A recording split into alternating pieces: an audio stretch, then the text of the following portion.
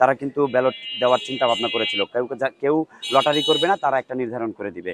যারা এই অপতৎপরতা করার চিন্তা ভাবনা করেছিল বা এখন তারা কিন্তু লিফলেট অনেকেই আগে ছাপিয়ে ফেলেছে। স্টিল নাও এখনো পর্যন্ত মেয়েরা স্লাট শেমিং, বডি শেমিং, তারা সাইবার বুলিং এর শিকার হচ্ছে। তাদেরকে নিরাপত্তা দিতে ব্যর্থ হয়েছে এই প্রশাসন। কি নামে মাত্র সাইবার বুলিং সেল করা হয়েছে, তার কোনো কার্যকরী পদক্ষেপ নেই। সেট করা হয়েছে কিনা সে ব্যাপারে আমি একটু আমাদের ব্যালট সংক্রান্ত কথা বলবো। আমাদের ব্যালট নির্ধারণ করার ব্যাপারে নির্বাচন কমিশন কিন্তু গত পরশুদিন একটি গোপন তৎপরতার মাধ্যমে তারা কিন্তু ব্যালট দেওয়ার চিন্তা ভাবনা করেছিল।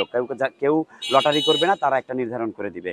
তো আমরা কিন্তু এটা তৎপরতা বন্ধ করে দিয়েছি, যার কারণে কালকে একটা উৎসবমুখর আয়োজনের মধ্যে আমাদের ব্যালট নাম্বার নির্ধারিত হয়েছে। আপনারা জানেন ব্যালট নাম্বার পেতে পেতে সন্ধ্যা হয়ে গেছে। তো আমরা কিন্তু জানতাম না আমরা কোন ব্যালট কি পাবো।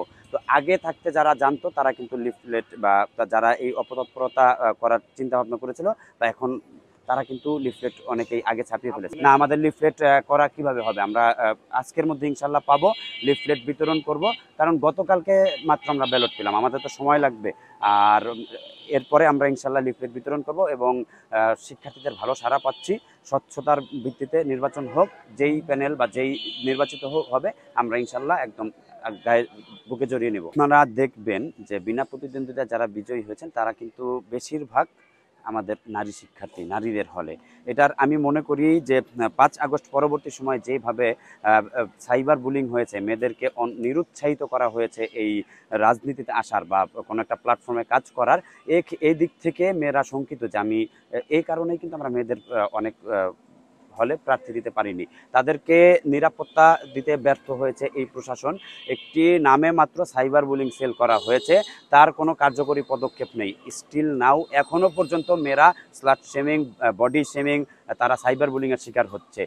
একমাত্র একটাই কারণ, তারা নিরাপত্তাহীনতায় ভুগছে, যার কারণে মেয়েরা কিন্তু প্রার্থী বা রাজনীতিতে বা সামনে আসতে চাচ্ছে না। এইটাই হলো একমাত্র কারণ। আপনাদের মাধ্যমে, গণমাধ্যমের মাধ্যমে আমি প্রশাসনকে উদাত্ত আহ্বান জানাতে চাই যে এই মুহূর্ত থেকে, এখন থেকে আপনারা নারীদেরকে যারা হেনস্থা করে অনলাইনে এবং অফলাইনে এই ক্যাম্পাসের ভিতরে, আপনারা এখনো সর্বোচ্চ কঠোর ভূমিকা পালন করেন।